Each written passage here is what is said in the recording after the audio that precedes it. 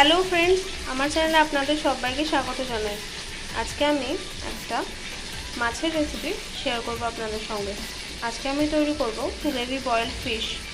এর জন্য আমি কাতলা মাছের দুটো পিস নিয়েছি, নুন হলুদ মাখিয়ে রেখেছি আধ ঘন্টা ধরে। প্রথমে আমরা মাছটাকে সেদ্ধ করে নেব।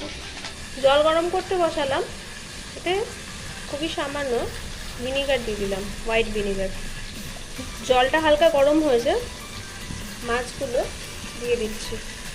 হাফ সেদ্ধ করতে হবে, মনে রাখবেন। দেখুন বন্ধুরা, মাছটা হাফ বয়েল হয়ে গেছে, ফ্লেমটা অফ করে দিচ্ছি। এবারে একটা মশলা প্রিপেয়ার করব। এর জন্য আমি জিরে নিয়েছি, গোটা গরম মশলার মধ্যে দারচিনি স্টিক নিয়েছি একটা, আর ছোটো এলাচ একটা নিয়েছি, আর একটা শুকনো লঙ্কা নিয়েছি। এগুলোকে প্রথমে রোস্ট করে নিতে হবে, দিয়ে গুঁড়ো করে নেব। মাছটা সেদ্ধ হয়ে গেছে, এবারে খুবই সামান্য তেলে একটুখানি মাছটাকে ভেজে নেব। দেখুন বন্ধুরা, খুবই হালকা করে মাছটাকে আমি ভেজে নিয়েছি। কাঁচা মাছ হলে একটু কড়া করেই ভাজতে হয়, কিন্তু আমি এখানে যেহেতু সেদ্ধ করেছি, হাফ সেদ্ধ, তাই খুবই অল্প তেলে মাছটাকে ভেজেছি।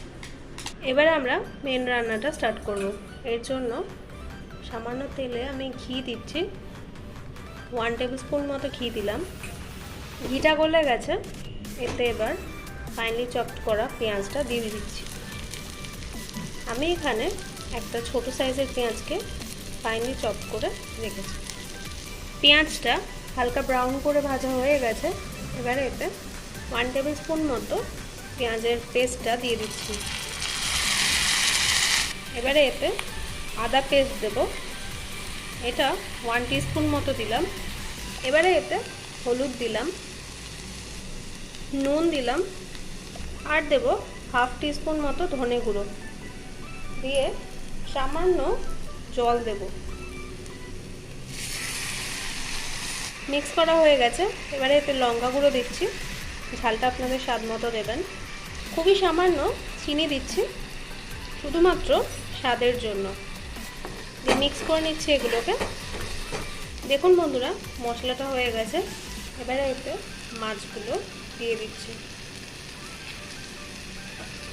ভালো করে কষবো, যদি প্রয়োজন হয় তাহলে এতে খুবই সামান্য জল অ্যাড করব। আমি এতে খুবই সামান্য পরিমাণে জল দিলাম, দিয়ে এটা কষছে। এখন এতে হাফ টিস্পুন মতো গোলমরিচ গুঁড়ো অ্যাড করলাম।